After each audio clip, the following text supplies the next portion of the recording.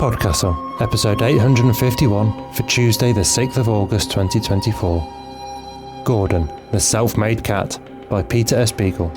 Read by Barry Deutsch and produced by Eric Valdes. Rated G.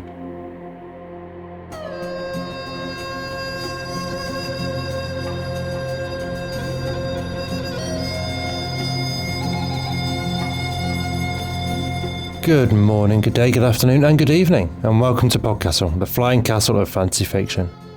I'm your host, Matt Dovey, and it is my pleasure to present for your enjoyment Gordon, the Self-Made Cat by Peter S. Beagle, narrated by Barry Deutsch.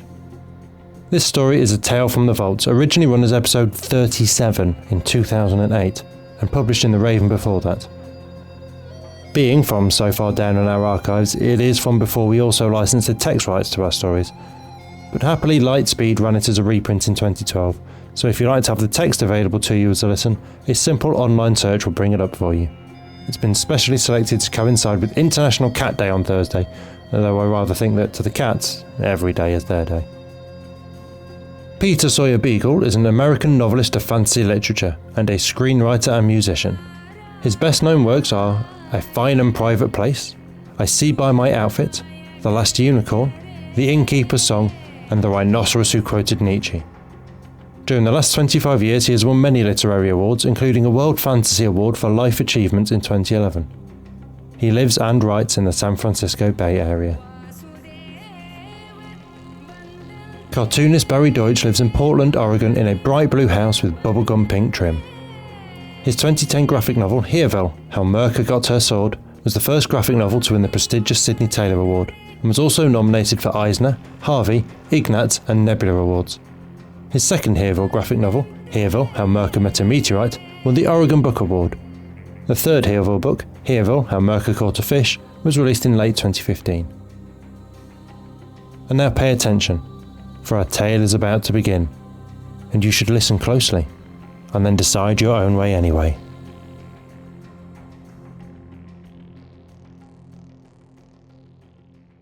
Gordon, the Self-Made Cat by Peter S. Beagle. Once upon a time, to a family of house mice, there was born a son named Gordon. He looked very much like his father and mother and all his brothers and sisters, who were gray and had bright, twitchy black eyes. But what went on inside Gordon was very different from what went on inside the rest of his family. He was forever asking why everything had to be the way it was, and never satisfied with the answer. Why did mice eat cheese? Why did they live in the dark and only go out when it was dark? Where did mice come from, anyway? What were people? Why did people smell so funny? Suppose mice were big and people were tiny. Suppose mice could fly. Most mice don't ask many questions, but Gordon never stopped. One evening, when Gordon was only a few weeks old, his next to eldest sister was sent out to see if anything interesting had been left open in the pantry. She never returned. Gordon's father shrugged sadly and spread his front paws and said, "The cat." "What's a cat?" Gordon asked. His mother and father looked at one another and sighed. "They have to know sometime," his father said. "Better he learns it at home than on the streets." His mother sniffled a little and said, "But he's so young." And his father answered, "Cats don't care." So they told Gordon about cats right then, expecting him to start crying and saying there weren't any such things. It's a hard idea to get used to, but Gordon only asked, "Why do cats eat mice?" "I guess we taste very good," his father said. Gordon said, "But cats don't have to eat mice. They get plenty of other food that probably tastes as good. Why should anybody eat anybody if he doesn't have to?" "Gordon," said his father, "listen to me. There are two kinds of creatures in the world. There are animals that hunt and animals that are hunted. We mice just happen to be the kind of animal that gets hunted. And it really doesn't matter if the cat is hungry or not. It's the way life is. It's really a great honor to be the hunted if you just look at it the right way. "Phooey on that," said Gordon. "Where do I go to learn to be a cat?" They thought he was joking, but as soon as Gordon was old enough to go places by himself, he packed a clean shirt and some peanut butter and started off for cat school. "I love you very much," he said to his parents before he left. "But this business of being hunted for the rest of my life just because I happen to be born a mouse is not for me." And off he went, all by himself. All cats go to school, you know, whether you ever see them going or not. Dogs don't, but cats always have, and always will. There are a great many cat schools, so Gordon found one easily enough, and he walked bravely up the front steps and knocked at the door. He said that he wanted to speak to the principal. He almost expected to be eaten right there, but the cats, students and teachers alike, were so astonished that they let him pass through, and one of the teachers took him to the principal's office. Gordon could feel the cats looking at him and hear the sounds their noses made as they smelled how good he was. But he held on tight to the suitcase with his shirt and the peanut butter, and he never looked back. The principal was a fat old tiger cat who chewed on his tail all the time he was talking to Gordon. "You must be out of your mind," he said when Gordon told him he wanted to be a cat. "I'd smack you up this minute, but it's bad luck to eat crazies. Get out of here the day mice go to cat school." "Why not?" said Gordon. "Is it in writing? Where does it say that I can't go to school here if I want?" "Well, of course, there's nothing in the rules of cat schools that says mice can't enroll. Nobody ever thought of putting it in." The principal folded his paws and said, "Gordon, look at it this way." "You look at it my way," said Gordon. "I want to be a cat, and I bet I'd make a better one than the dopey-looking animals I've seen in this school. Most of them look as if they wouldn't even make good mice.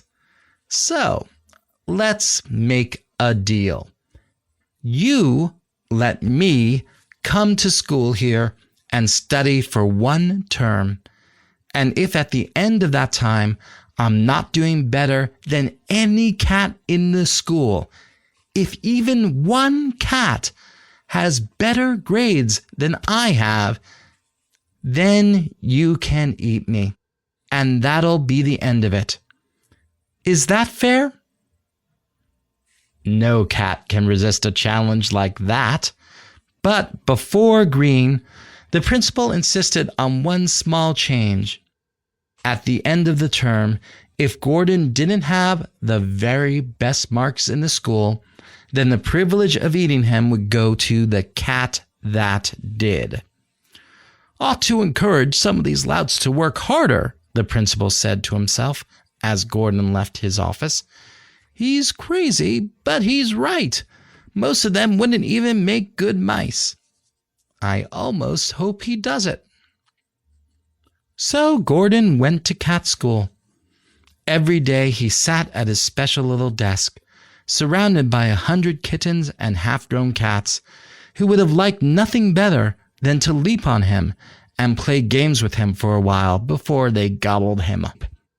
He learned how to wash himself and what to do to keep his claws sharp, and how to watch everything in the room while pretending to be asleep. There was a class on dealing with dogs, and another on getting down from trees, which is much harder than climbing up, and also a particularly scholarly seminar on the various meanings of bad kitty. Gordon's personal favorite was the visions class, which had to do with the enchanting things all cats can see that no one else ever does, the great gliding ancestors, and faraway castles, and mysterious forests full of monsters to chase. The professor of visions told his colleagues that he had never had such a brilliant student. It would be a crime to eat such a mouse, he proclaimed everywhere, an absolute, shameful, yummy crime. The class in mouse hunting was a bit awkward at first, because usually the teacher asks one of the students to be the mouse, and in Gordon's case, the principal felt that would be too risky. But Gordon insisted on being chased like everyone else, and not only was he never caught, well, almost never. There was one blue Persian who could turn on a dime. But when he took his own turn at chasing, he proved to be a natural expert. In fact, his instant mastery of the flying pounce caused his teacher and the entire class to sit up and applaud. Gordon took 3 bows and an encore. There was also a class where the cats learned the necessities of getting along with people, how to lie in laps, how to keep from scratching furniture even when you feel you have to, what to do when children pick you up, and how to ask for food or affection in such a sweet manner that people call other people to look at you. These classes always made Gordon a little sad. He didn't suppose that he would ever be a real people cat, for who would want to hold a mouse on his lap or scratch it behind the ears while it purred? Still, he paid strict attention in people class, as he did in all the others, for all the cats knew that whoever did best in school that term would be the one who ate him, and they worked harder than they ever had in their lives. The principal said that they were becoming the best students in the school's history, and he talked openly about making this a regular thing, 1 mouse to a term. When all the marks were in and all the grades added up, 2 students led the rankings, Gordon and the blue Persian. Their scores weren't even a whisker's thickness apart. In the really important classes, like running and pouncing, climbing, stalking, and waiting for the prey to forget you're still there, and in matters of feline manners, such as washing, tail etiquette, the elegant yawn, sleeping in undignified positions, and making sure you get enough food without looking greedy, 101 and 102, in all of these, Gordon and the blue Persian were first, and the rest nowhere. Besides that, both could meow in 5 different dialects: Persian, Abyssinian, Siamese, Burmese, which almost no cat who isn't Burmese ever learns, and basic tiger. But there can only be 1 top cat to a term, no ties allowed. In order to decide the matter once and for all between them, the principal announced that Gordon and the blue Persian would have to face one another in a competitive mouse roundup. The Persian and Gordon got along quite well, all things considered, so they shook paws carefully, and the Persian purred, "No hard feelings." "None at all," Gordon answered. "If anyone here got to eat me, I'd much rather it was you." "Very sporting of you," the Persian said. "I hope so too." "But it won't happen," Gordon said. The blue Persian never had a chance. Once he and Gordon were set on their marks in a populous mouse neighborhood, Gordon ambushed and outsmarted and cornered all but a handful of the very quickest mice, and did it in a style so smooth, so effortlessly elegant, so cat-like, that the Persian finally threw up his paws and surrendered.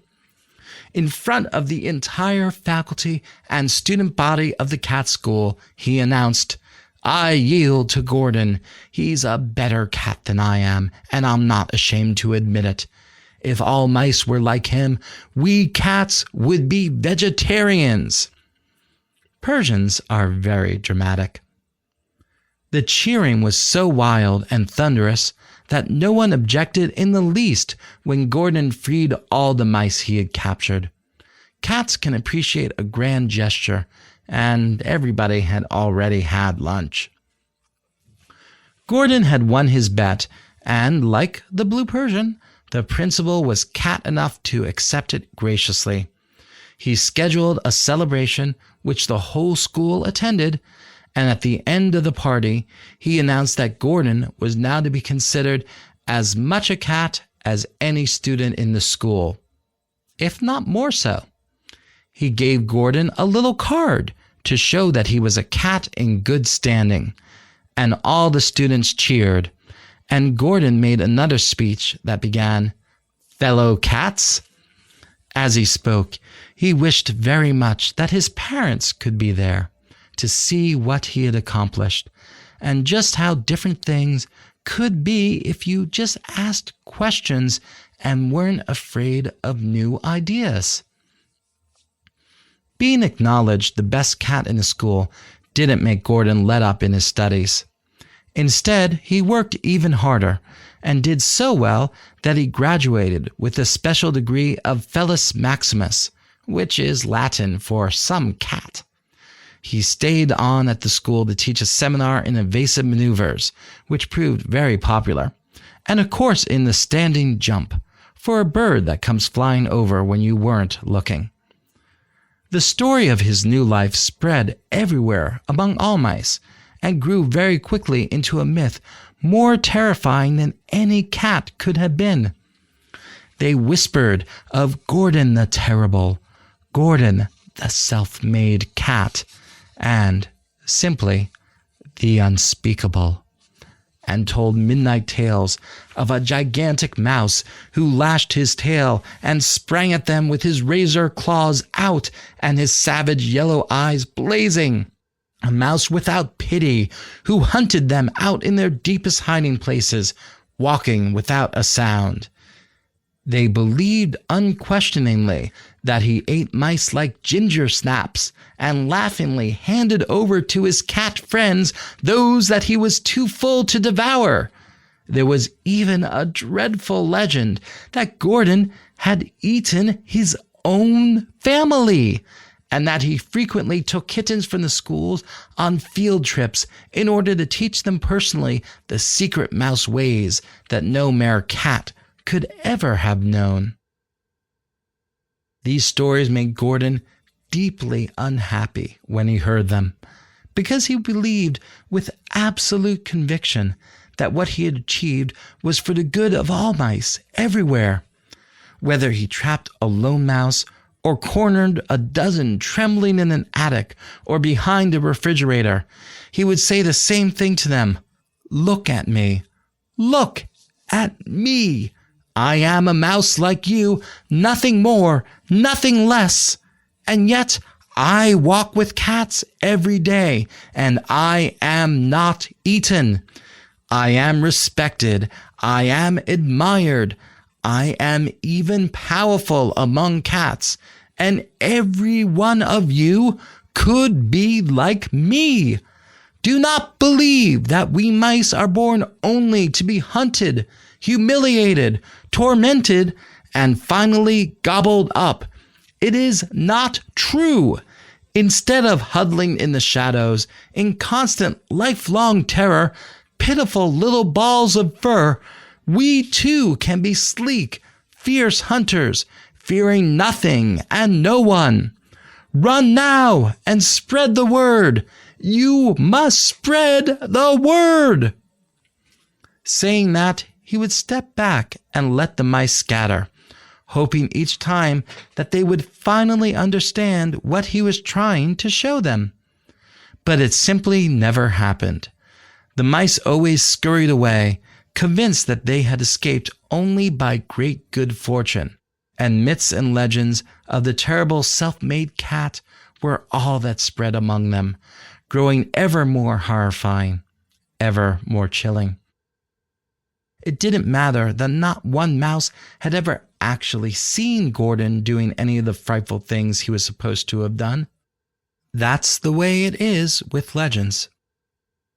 Now, it happened that Gordon was walking down the street one day, on his way to a faculty meeting, padding along like a leopard, twitching his tail like a lion, and making the eager little noises in his throat that a tiger makes when he smells food.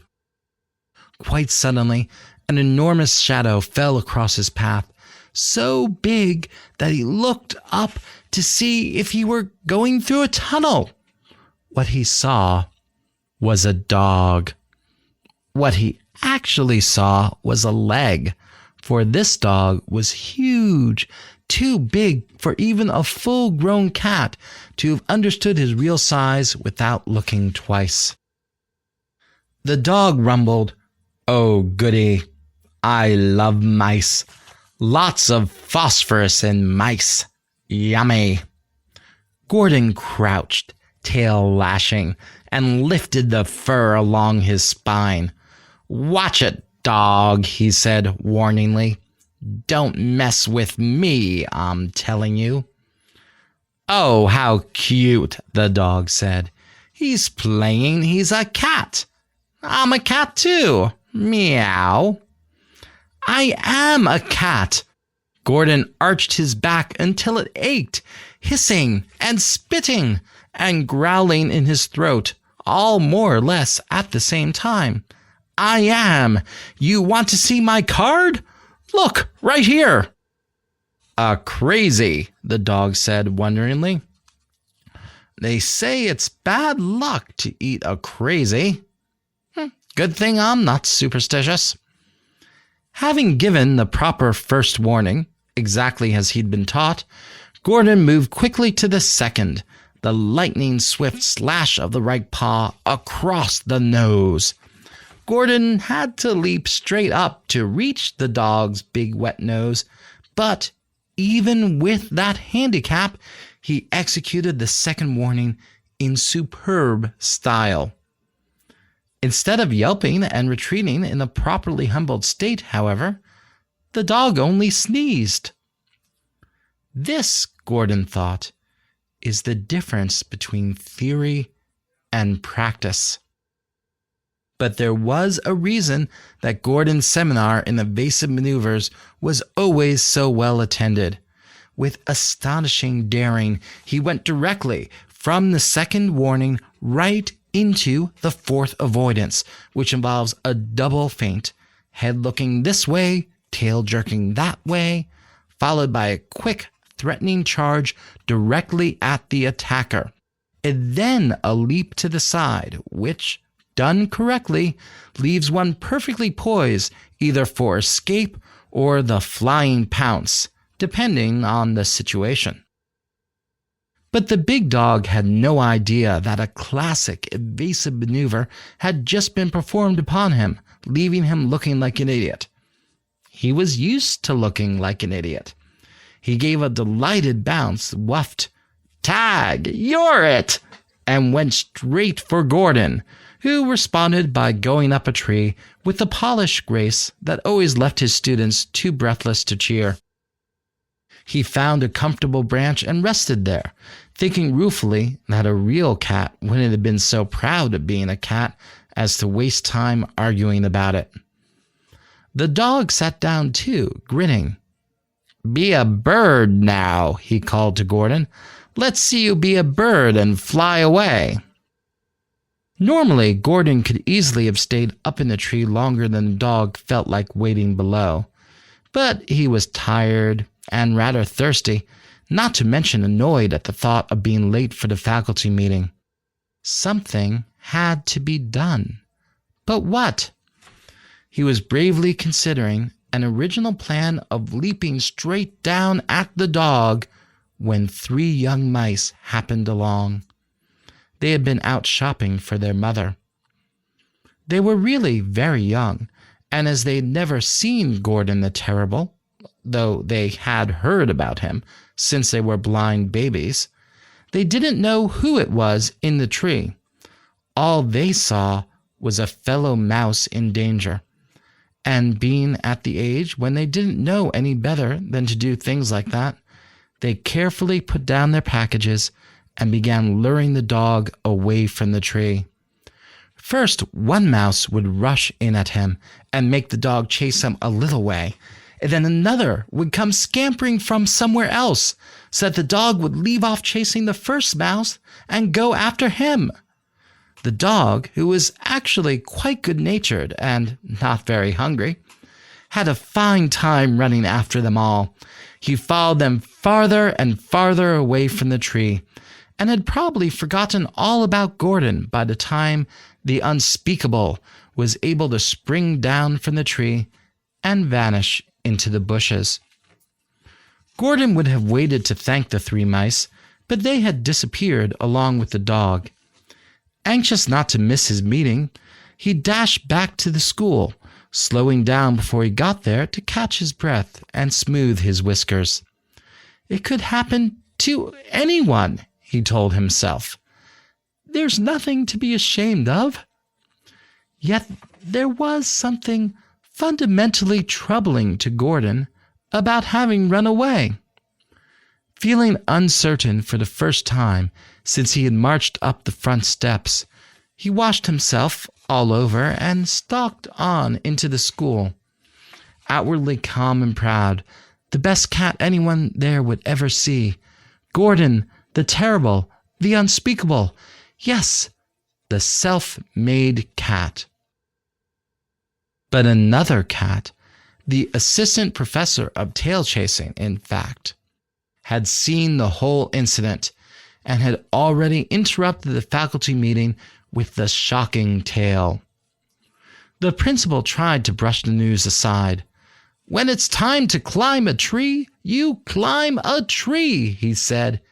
"Any cat knows that." He had become quite fond of Gordon in his way. It wasn't enough.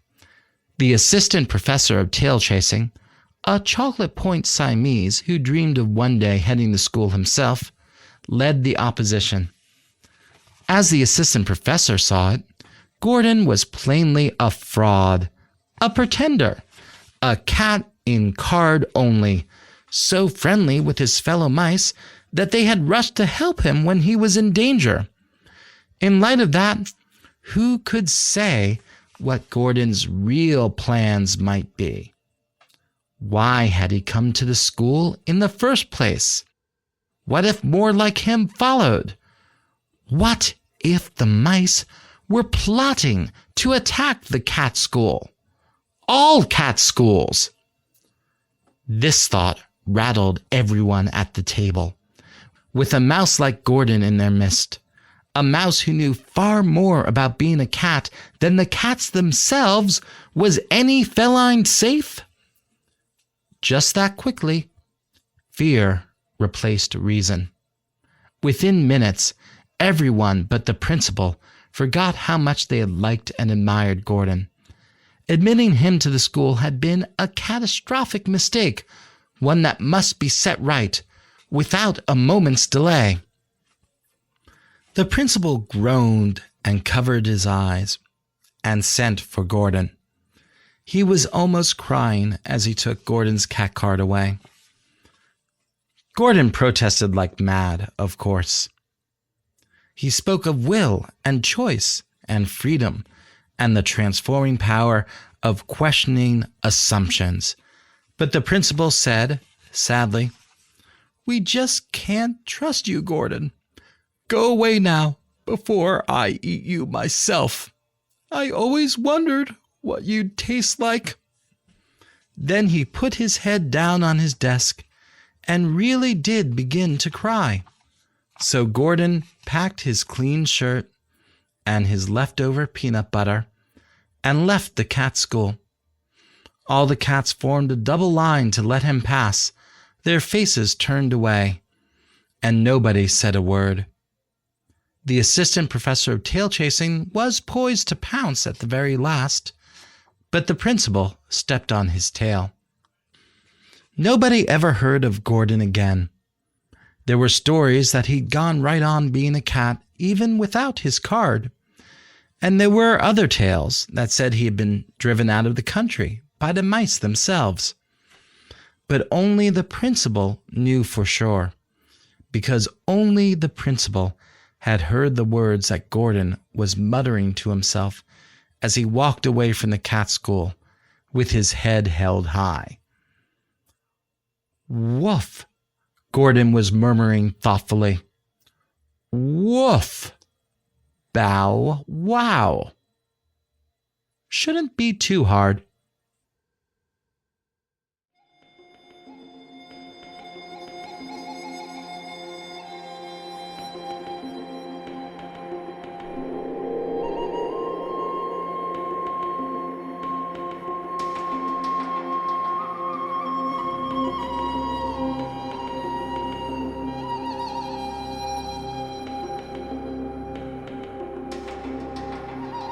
And welcome back.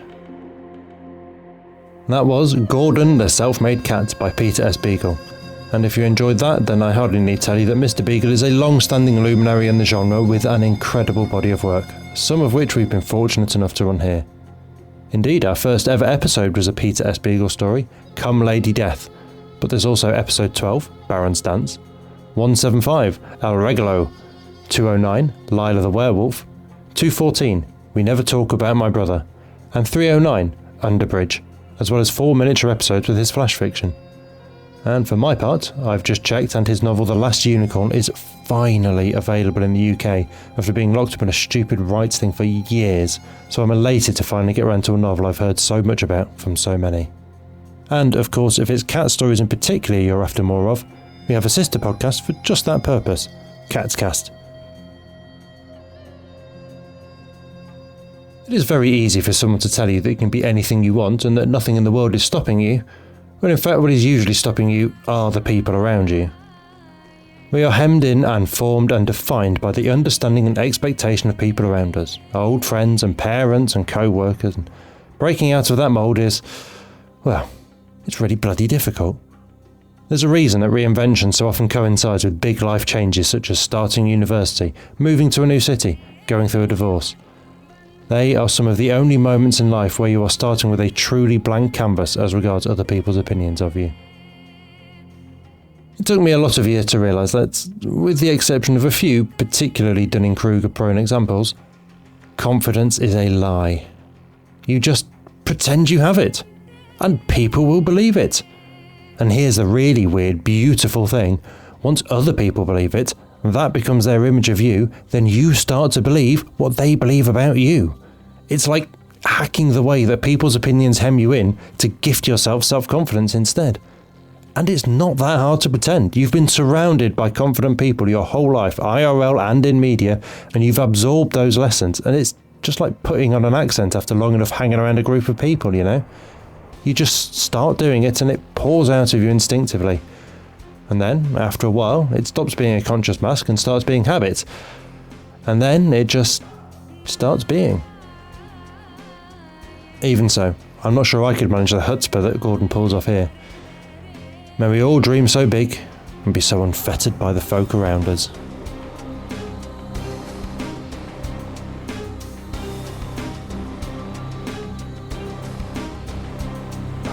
That was our show for this week. On behalf of everyone at PodCastle, your co-editors Shingai Njorikagunda and Eleanor R. Wood, assistant editor Caitlin Zavanovich, audio engineers Devin Martin and Eric Valdes, and our many wonderful first readers, Andrew Cahoe, Craig Jackson, Amalia Harrington, Julia Patt, Kieran Corsaini, Ryan Cole, Sarah S. Messenger, Shrikripa Krishna Prasad, Tava Nova, Tierney Bailey, Zeev Witties, and myself, Matt Dovey. Thank you for letting us share another story with you. The legal bit. PodCastle is part of the Escape Artist Foundation, a 501c3 non-profit, and this episode is distributed under the Creative Commons Attribution Non-Commercial No Derivatives 4.0 international license. That means you can share it, and please do, but you cannot sell it and you cannot change it. If you want specifics, check creativecommons.org. Our music is by Shiva in Exile. Everything we do on PodCastle is 100% donor funded, and if you'd like to support what we and the rest of EA do, please join us on our Patreon at patreon.com/EApodcasts. Prefer another method? There's details for supporting us via Twitch, Amazon Prime, Ko-fi and PayPal on escapeartist.net. We'll be back next Tuesday with another fantastic tale. In the meantime, you might care to check out our sister podcasts: Escape Pod for science fiction, Pseudopod for horror, Cast of Wonders for YA speculative fiction, and Catscast for speculative cat stories. If your heart belongs to us though, we'll see you next week. Be safe and be kind.